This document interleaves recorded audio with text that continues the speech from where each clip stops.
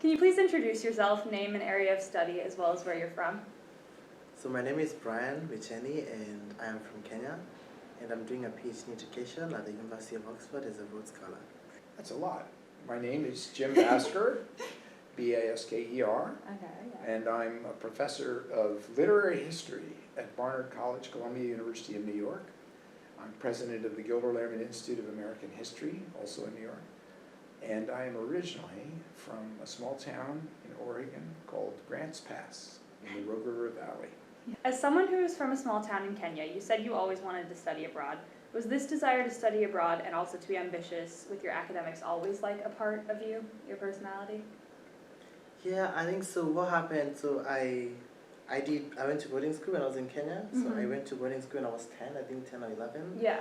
And my school we used to write pen pals to students from other countries. Oh wait, that's so cool. Yeah, it was really interesting. So my pen pals are from the UK. I had 2 pen pals. And often we had teachers from the UK coming to visit our schools and also students from the UK coming to visit our schools. And so learning about schooling in the UK, learning about the UK culture, like I think that's where my passion for wanting to study abroad or my interest to study abroad, started. Yeah. And so, and the whole process of writing pen pals and learning about, other countries in the UK. And I was very specific, I want to go to the UK. Yeah, no, So, I was like that too, actually. Yeah. That's like really where I want to go. Yeah, so I mean, since I was a young kid, this is something I really wanted to do, But I would say like it didn't start as I want to study abroad, but I want to go abroad. I want to go to the UK. But then later on, as I was growing older and older, I realized, I want to go and study abroad. So it's something that I had from when I was a young kid. Yeah, and then how do you think this ambition helped you like advocate for yourself and eventually helped you receive the Rhodes Scholarship?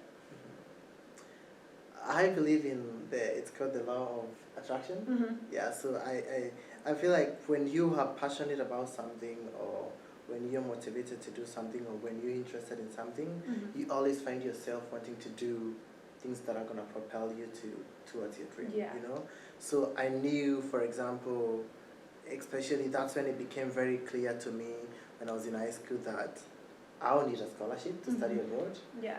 And it became clear to me about this is the requirements that I need. I need good grades and everything. So I would say having this motivation was helped me in terms of knowing what I need, And I found myself doing things that, especially for the Rhodes Scholarship, and also most of the scholarships as a Kenyan, most of them are merit-based, and then, and when we say merit-based, they're looking at you're good in academics, you're all-rounded student.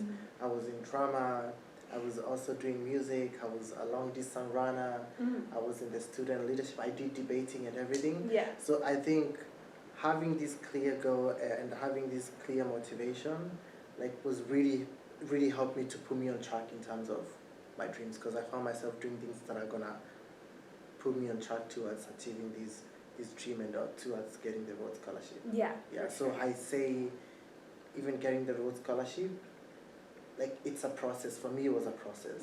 Yeah, it wasn't just like one thing. Yeah. Coming from a small town in Oregon and having, you said, worked at a lumber mill during your childhood, how do you think that your upbringing affected maybe your pursuit of higher education and then in turn receiving the Rhodes Scholarship? That's an interesting question. I did grow up in a town in rural Oregon that was surrounded by lumber mills in those days, although most of them are gone now. And my parents valued education very highly, but they also valued work as an ethic. So both of those things paid off. My mother was an elementary school teacher for much of her career. And so and my father, whose college education was interrupted by World War II, only after the war did he come back and finish the last 3 years of college. So they both valued education intensively. But they also came from Depression-era World War II families that valued work and your ability to be resilient. So beginning in high school, I did work in a lumber mill in the summer for 7 summers in a row. It was quite amazing. It was hard work, but it paid wonderfully. I was making, you won't believe this, $3.51 an hour, which was 3 times the pay I had got the summer before I started when I was working in a a drive-in restaurant Mhm. serving food. Yeah. So working in lumber mill, I learned a lot. I worked, shoulder to shoulder with guys who did that for a living all their lives Mhm.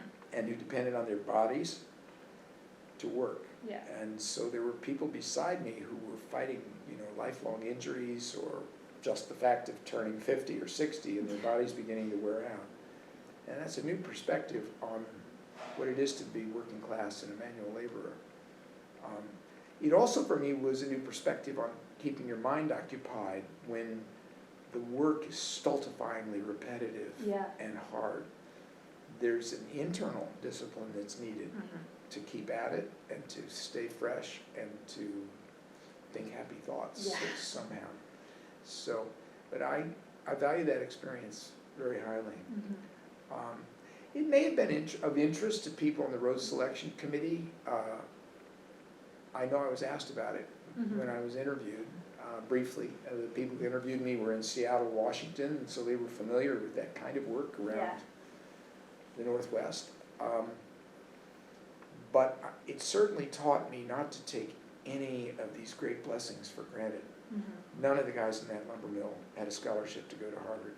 None of them had a scholarship to come to Oxford University and go to dinner in these fancy colleges and meet these extraordinary people. Yeah. And they never would.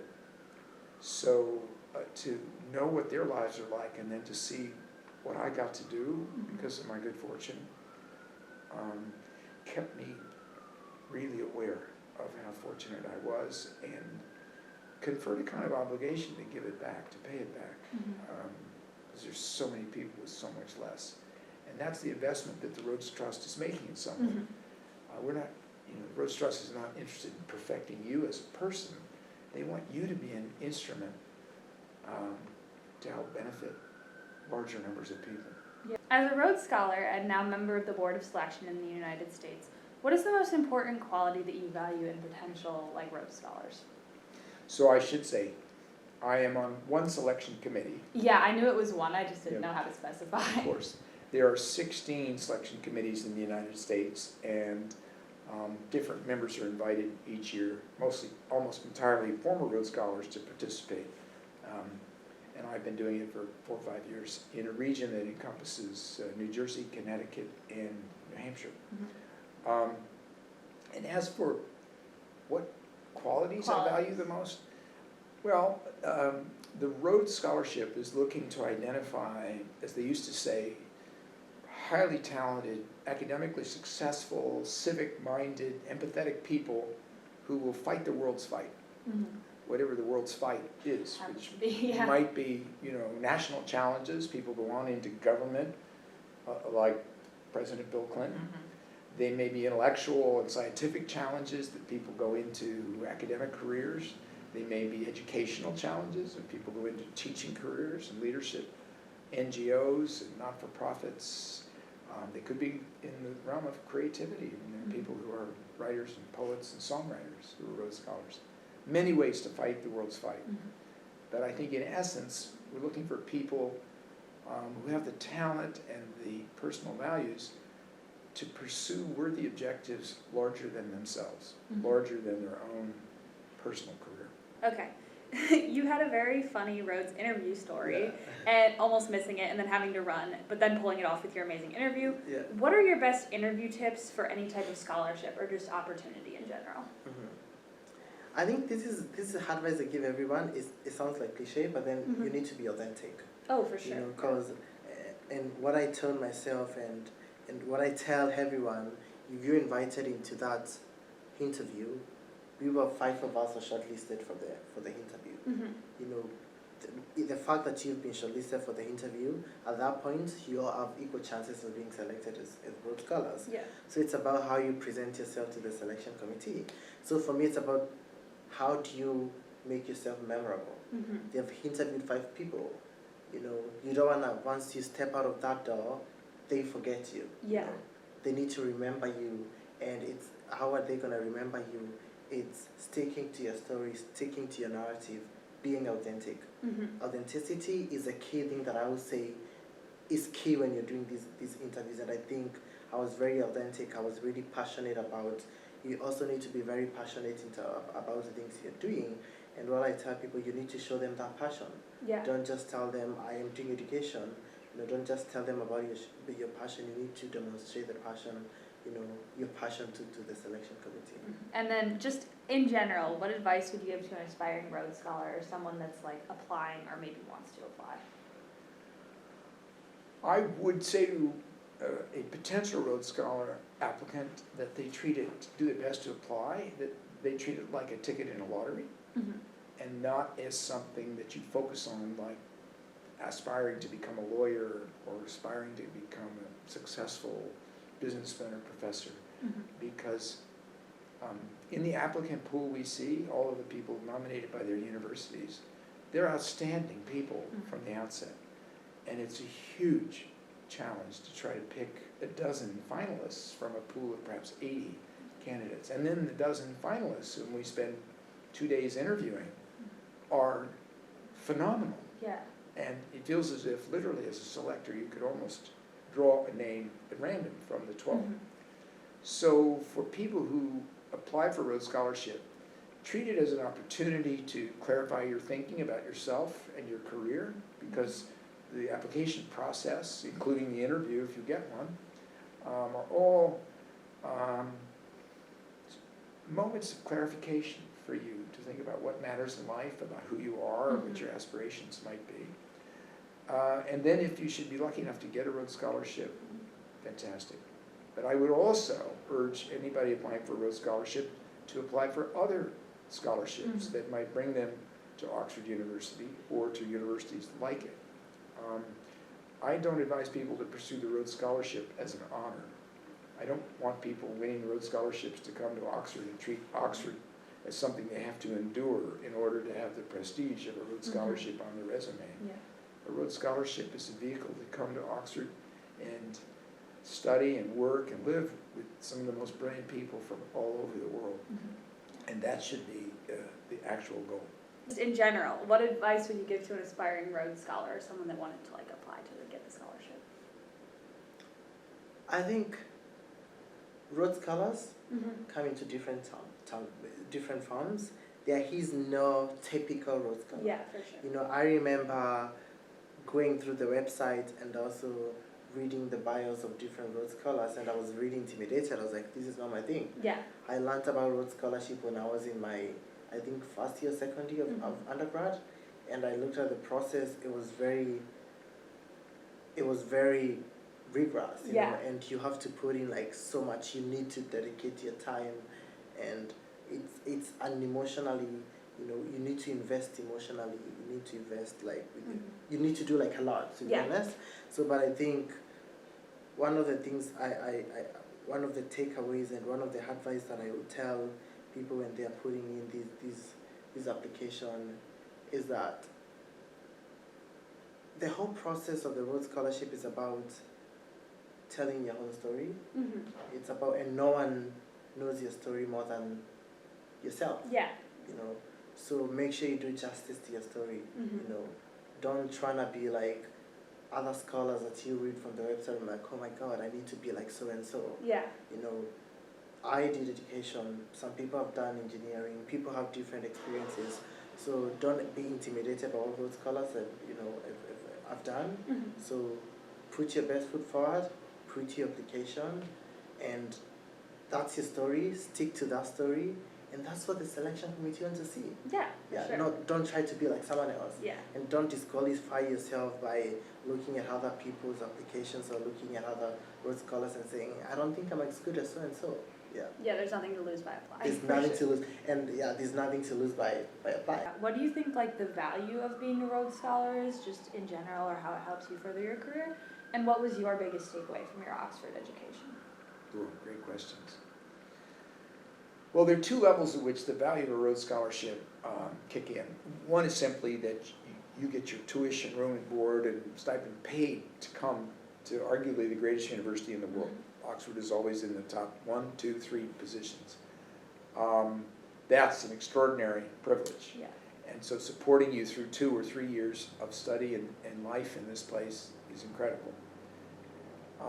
The other special blessing comes along with kind of the fanfare and the publicity, which is the network of connections. And frankly, having a Rhodes Scholarship on your resume probably gets you a meeting with some people that you might not otherwise. Yeah. People credit you with something because of the face value or not of the Rhodes Scholarship. So that's a kind of advantage or decoration, a beneficial decoration that moves with you through life. And of course, the network of friends I formed in my own class of Rhodes Scholars, but also scholars who came before me, scholars after me, people I hire as teachers in the summer. That community of people is really extraordinary. And so many of those friendships, and sometimes partnerships in different civic projects, educational projects, is a lifelong benefit that continues to ramify and multiply over time. Yeah. All right. And what do you think is like the value of being a Rhodes Scholar, and what has been like your biggest takeaway from your Oxford education so far? I think one of the things about it's the community.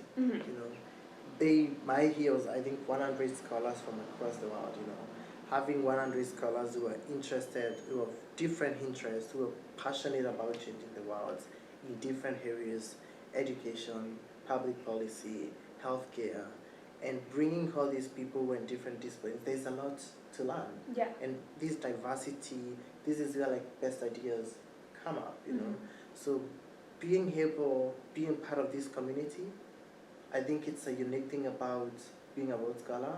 We have Rhodes House, this is where we have Rhodes events, Yeah. And so I think being part of the community is one of the key things about being a Rhodes Scholar. Yeah, for sure. And for me, my MSc experience is about, I would say, I first did my master's and I'm now doing my PhD. I think my main takeaway was Oxford really pushed me to being a better, I'm not yet an academic, but being a better student. Yeah. In terms of writing skills and time management. I think that's one of the key things. That's a big thing, That's yeah, a big for thing sure. that Oxford is told me. There's so much to read, there's so much to write, and also in terms of my writing skills and being able to take in so much within a very short period of time. Definitely very valuable.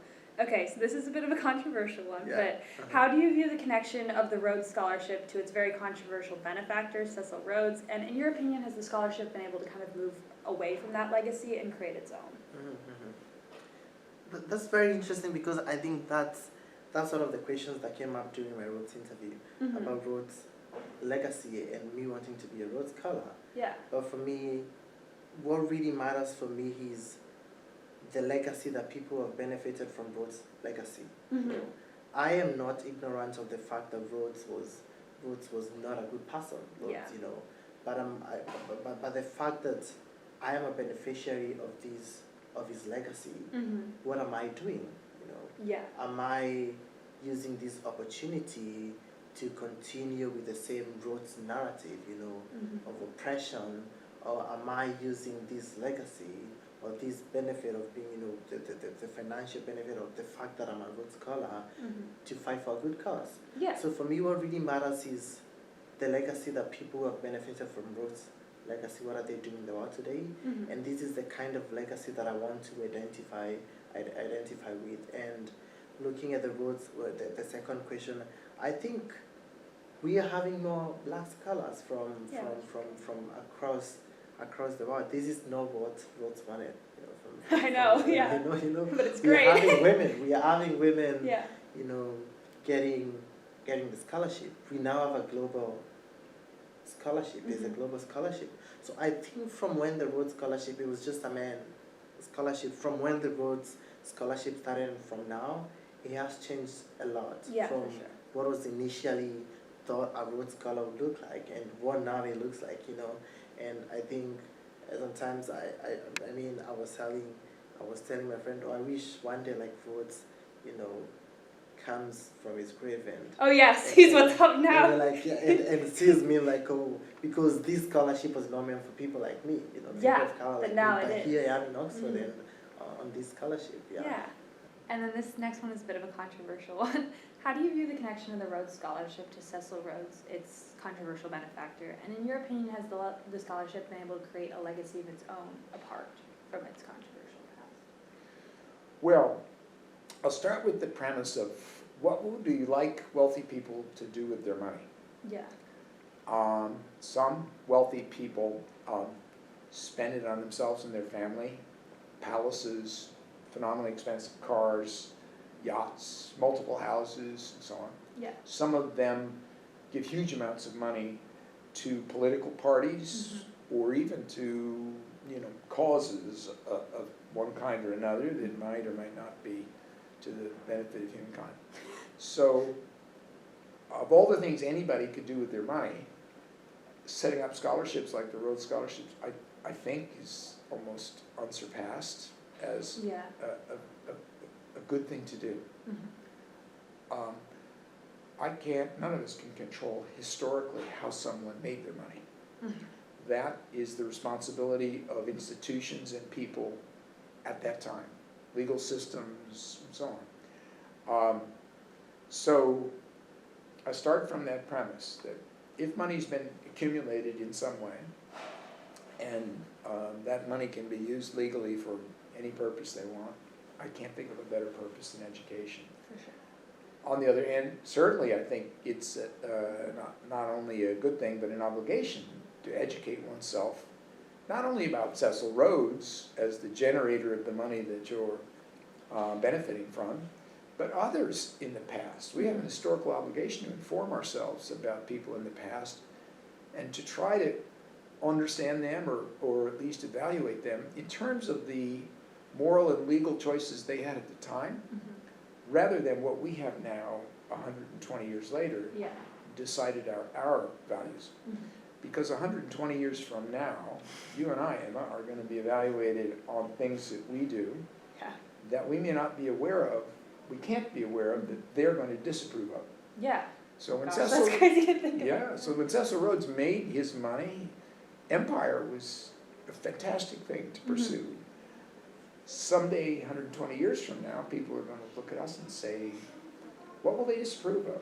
Yeah. Perhaps the fact I'm wearing leather shoes, that animals shouldn't be exploited for Yeah. human clothing. Perhaps that I'm using my summer to be in Oxford teaching when I should have been, working in a village in a poor community in India. There are lots of ways that the choices I'm making now, unwittingly, will violate the values and priorities of people in the future. And I hope they'll try to think imaginatively, even empathetically, about what you and I are choosing to do now, and striving to do the best we can, even though some of the ways we speak, some of the actions we take, some of the behaviors we do could well be disapproved of Yeah. 100 or 200 years from now. For sure. And then, do you think that the scholarship has been able to create like a legacy of its own beyond the legacy of Cecil Rhodes? Has it been able to grow away from that controversy and maybe create something new? Well, I think the disapproval of Cecil Rhodes' activities continues and will be part of the historical and evaluative activity perhaps forever. I think some of the urgent political pressures to take certain steps, which were largely symbolic, tear statues down or change the name of the scholarship. I mean, it doesn't change anything in reality, how the money was made, how it's used today. I think individuals who feel very deeply about that have choices to make, to not be involved, to not accept a Rhodes Scholarship, to not apply for one, or to refund the money if you've received one and now you think maybe that's morally tainted in some way. So there are things that individuals can do to separate themselves. But I think the political furor has, at least for now, subsided. I think there's a conscious effort at the Rhodes Trust also to look forward. They're talking about the second century of the Rhodes Scholarships, and the leadership of the Rhodes Trust is trying very definitely to pursue new initiatives that perhaps are overdue, to expand the footprint of the scholarship so that there are more scholarships for especially disadvantaged countries around the world, more scholarships in India, new scholarships in China, scholarships in the Middle East, many more scholarships in Africa. I think that's a very worthy campaign. I think there are partnerships that are welling up with other charities that, it remains to be seen whether those initiatives really redound to the credit of the Rhodes Trust in the long term. But to your specific question, definitely the Yeah. Rhodes Trust is launched on a whole new campaign of building new opportunities for more people in more countries, and using the Rhodes brand, the Rhodes reputation as leverage Yeah. in amplifying the good work they do. The last question is, what is a change you would maybe like to see in the Rhodes Scholarship culture or community? And also, what are you looking forward to seeing most in the future of the Rhodes Scholarship? Such a good question. I think the most immediate thing I would advocate for, in the way the Rhodes Trust functions in Oxford, is to expand its sense of service beyond the community of Rhodes Scholars. Yeah. There are about 300 in Oxford at any given time, come from all these countries around the world. The largest number come from the United States, but they're not a majority of the 300.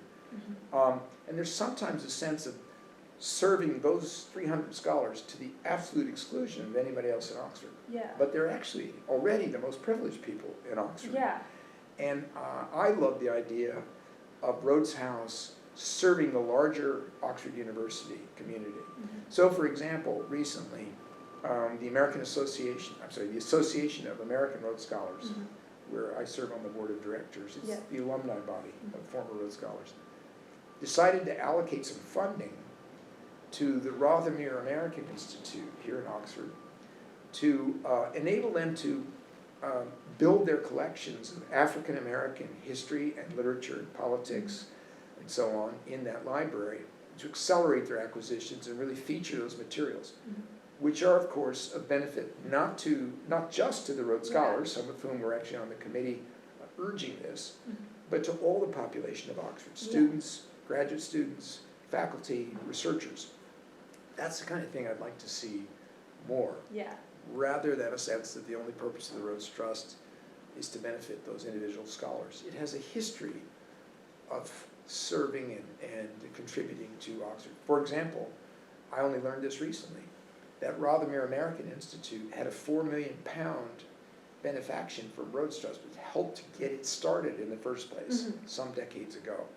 And of course that institute benefits everybody. Yeah. And I think there's a history of doing that kind of good work for Oxford. The programmatic level, when they have speakers or programs at Rhodes House, I think they should be open to everyone in the university. About the scholarships themselves, there's so many factors that bear on that. I think the secretaries of the selection committees in all the countries in the world, but I know consciously in the United States, where the secretary is someone I've known a long time, very consciously trying to increase the reach and the sense of access. So encouraging nominations from colleges that have never had a Rhodes Scholar. Yeah. Encouraging applicants from, applications from people of color, from historically black colleges and universities, from women's colleges, from colleges that serve first generation college students. Really trying to diversify and amplify the reach of the Rhodes Scholarship, which is just a better way of finding human talent as well. I also, and I'm saying this as a very prejudiced academic, because they're scholarships designed to bring people to Oxford University to study, I think I would like to see an emphasis on intellectual curiosity, on the particular kinds of ideas that people wish to pursue, rather than career plans, where people who are interviewing for Rhodes Scholarships or building their careers have a specific plan to be a policy advisor or to do this project or that project. I think it's a marvelous place and time of life to spend 2 or 3 years in Oxford exploring ideas and exploring new ideas that will, in some ways, continue to germinate and evolve within a person, no matter what career they go on to do. So I resist Rhodes Scholarships becoming a kind of function of a trade school to prepare for a career. I want to see them continue to be this opportunity for reflection, for growth, intellectual, moral, imaginative growth in people who are going to make a difference in the world. For sure. All right. Thank you so much for the interview. That's it. Jim Basker, everyone.